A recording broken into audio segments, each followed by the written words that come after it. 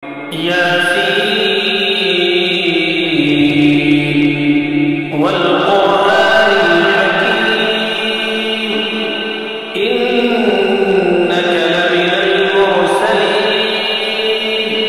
على صراط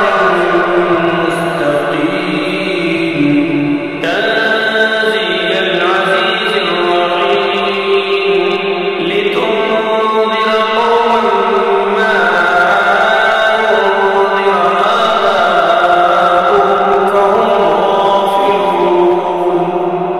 لقد حق القول على أكثرهم فهم لا يؤمنون إنا جعلنا في أعناقهم أغلالا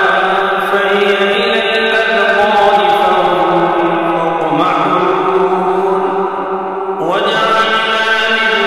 بين أيديهم سدا ومن خلفهم سدا فأغشيناهم فهم لا يبصرون وسواء عليهم أنذرتهم أم لم تنذرهم لا يؤمنون إنما تنذر من اتبع الذكر وخشي الرحمن بالغيب فبشره بمغفرة وأجر كريم إنا نحن نحيي الموتى ونكتب ما قدموا وآثارهم وكل شيء أحصيناه في إمام مبين واضرب لهم مثلا أصحاب القرية إذ جاءها المرسلون إذ أرسلنا إليهم اثنين فكذبوهما فعززنا بثالث فقالوا إنا إليكم مرسلون قالوا ما أنتم إلا بشر مثلنا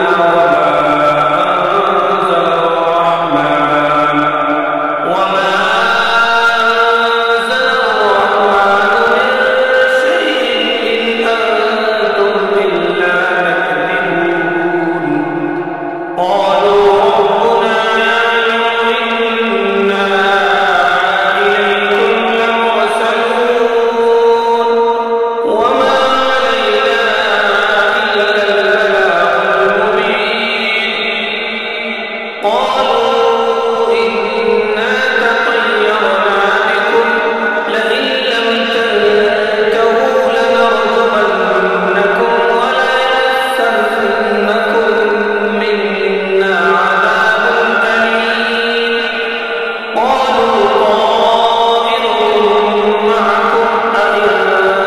ذكرتم بل أنتم قوم مسرفون وجاءوا